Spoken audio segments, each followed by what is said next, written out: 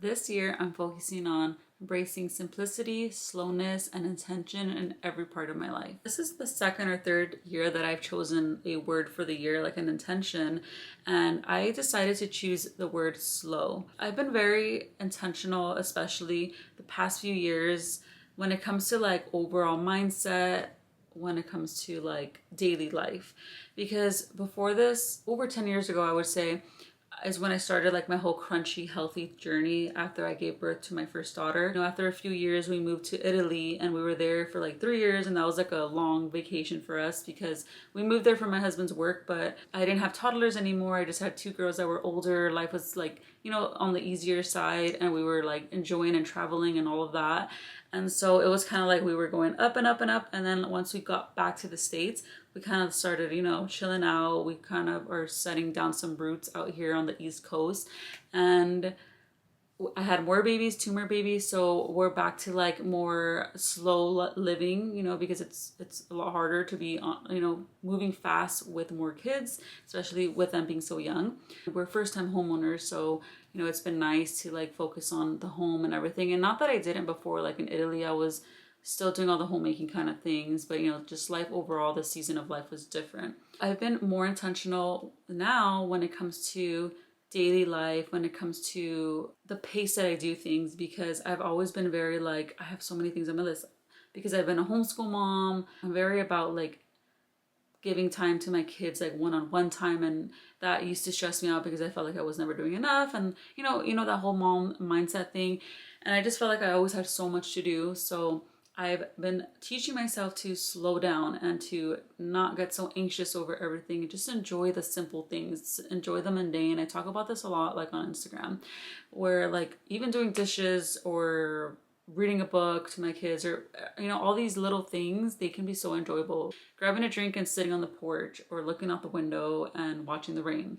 So I'm trying to like just enjoy the daily things, because all of those things add up to your life, so we have to enjoy it. This year I want to embrace that even more. I want to embrace it in other parts of my life as well, not just like homemaking or like mother side of things. I also want to embrace it in just like overall everything else.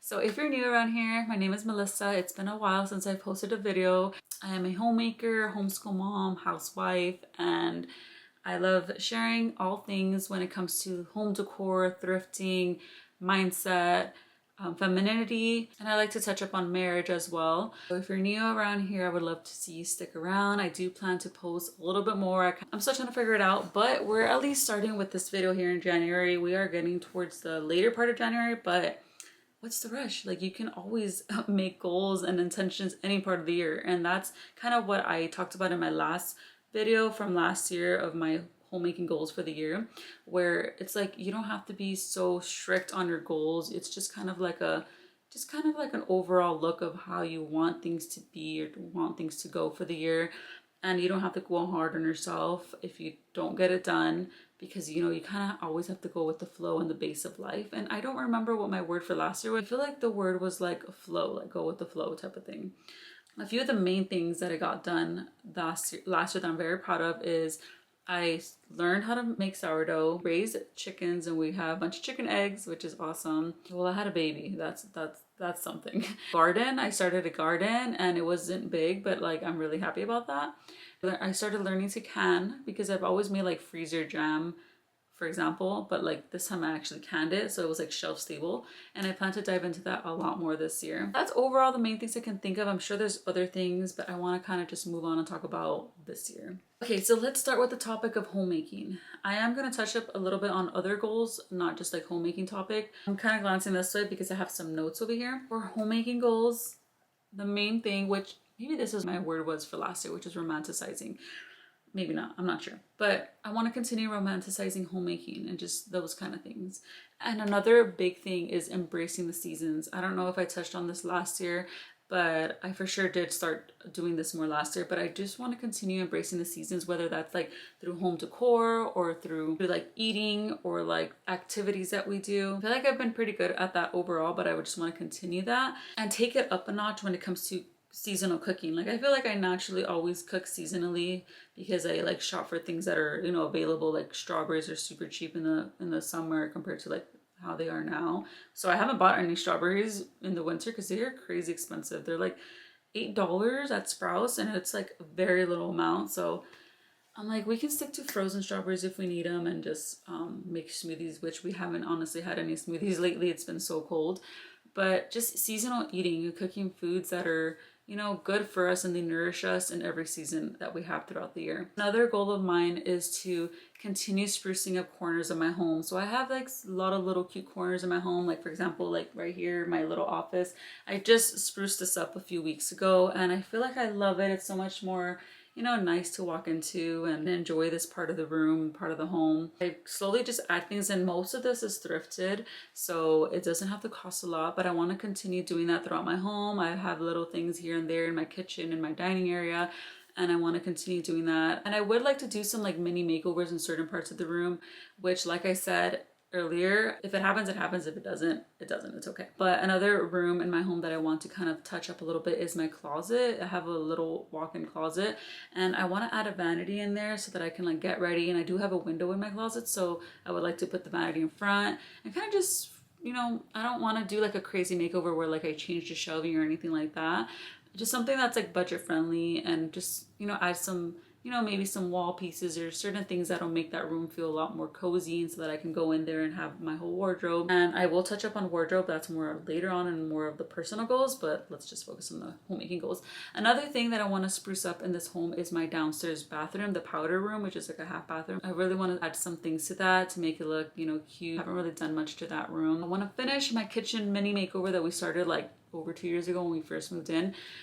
By adding some open shelves. I've had this empty wall for so long above my sink because we removed the cabinets and we never got around to putting the shelves up. So we plan to do that very soon. That's it. That's all I can think of when it comes to like little makeovers that I want to do. Another thing is gardening plans. I want to be very intentional about the things I grow, be more on time this year when it comes to like planting seeds and all of that. I'm not exactly sure which plants I want to grow yet. For sure an herb garden. I'm so undecided if I want to do it indoor or outdoor garden. I want to try to grow some flowers. I did plant some, is it daffodils? I think it was daffodils that I planted in my garden bed like earlier this like early winter.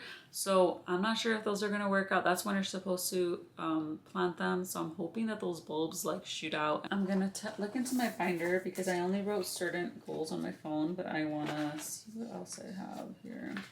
I have this dreams and goal page that's here. I'll post it here because I already wrote my dreams and goals and I don't really want to share everything because I like to keep some stuff like personal to me. It's part of a planner that I created this year. I'm very excited about this planner. So I wanted to create a homemaking binder and I created a planner so that I can put it in my binder. And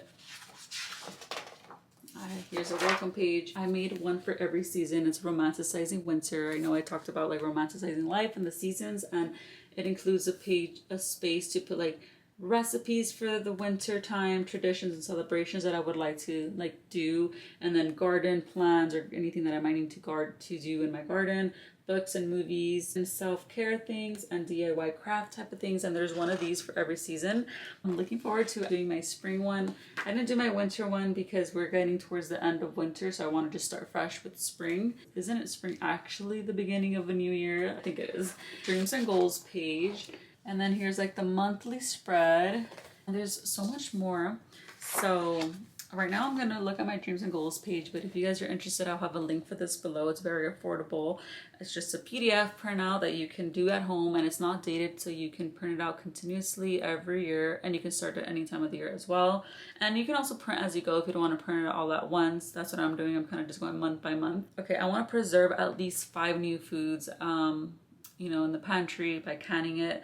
So I already said I want to grow herbs and veggies. Oh, I also want to work towards a more from scratch, like ingredient type of kitchen, which I've been doing pretty good, where, you know, I try to just eat only what I make. And I know I can't do it all, but I mean, the more that I can, the better. And also I want to shop more locally. One thing that I love about living out here in the East Coast in like a smaller rural area is that there's so much opportunity to shop locally when it comes to foods, because so many people out here have land, they have cows, they have all of that going on. So I want to support local shops. And that was one thing that I was not used to back at home in Los Angeles, where, you know, we're in the city, you don't really see much of this. So I definitely want to continue like supporting local farmers even more. A personal goal of mine that I have is to call family more, like long distance family. I just feel like I'm not a great texter. I'm really not. And so I'm just the type of person where like if I have 20 minutes, I'd rather just call someone and just say hello, and that's it. Like I just want to know that I want to continue having like a good strong connection with family members, even if it's just a quick 10-20 minute call. Another goal is I want to read 20 books this year. That's big because usually I try to go for at least one book a month. So 20 books is a lot, but I'm gonna aim up there and I'm gonna try my best. Another thing is to sleep earlier and wake up earlier. I had a baby, so there's seasons of life. So now that my baby is getting a little bit bigger, I want to make that more of an intention this year. I want to go to sleep earlier so that I can wake up earlier before the babies, so that I can, you know, have my own quiet time in the morning. Try to add in working out. I also want to set boundaries with technology. I don't want to wake up and get on my phone, and I don't want to be on my phone before bed. I'd rather read, because that's the only way I'm gonna read 20 books this year, is if I make an intentional time frame where I'm going to read. And to me, I think that's before bed. So that's my goal. When it comes to like family type of thing, I'm not sure if this falls into this category or if it falls into the homemaking category, but I put host more guests and gatherings. Now that we have more kids, I want to be more intentional about having one-on-one time with them, whether it's like one time a month, at least the bigger girls, because you know the babies are usually always with me anyway. But the older girls, I want to be more intentional about like one-on-one dates with them. Even if it's just like running an errand, I want to, or like grabbing a bite to eat or like a drink or some special drink or something. I want to be more intentional about that with my babies. And of course I would love to do that with my husband as well, but it's so hard because we're not really around family. The only person I would leave my babies with, or like all my babies, is with my mother-in-law. So whenever she's around, I'm definitely going to try to go on a date with my husband. When it comes to health, I want to eat less processed foods, which I feel like we've been doing pretty good with that, but just continue being more intentional about that. You know, the more the better. And get through my little workout recovery program after having a baby. I love the program I chose. I'll get more into that in the future. I definitely will have a video of my progress and all of that, but I'm very excited. It has amazing reviews, this workout program. It's not just a workout program, it's like a whole mind, body, soul type of thing, where like you recover and you learn how to breathe properly, and it has to do with posture and mindset and everything. So I'm really excited about that. I want to stretch more and meditate more for sure, and I want to journal more. I really miss journaling. I feel like I've been a little bit too busy for that, but I definitely want to do that again. So in case you didn't notice, all of these things kind of tie in with my intention of slow, and you know, like meditating and journaling and waking up slow instead of like being woken up by the babies, which is a beautiful way to wake up. But I want to like have my little quiet slow time in the morning. I want to have guests over and enjoy sitting with them. I want to continue having more tea time, which we really started doing again this past year, and it's been amazing. I look forward to my tea time every day. I want to continue building traditions with my family and slowing down, enjoying my kids, having fun with them. Even if it's just at home, it doesn't have to be extravagant all the time, or even just park days or hikes. It doesn't have to be expensive either. Slowing down just really extends to self-care and my identity and health. I feel like it really does extend to health as well.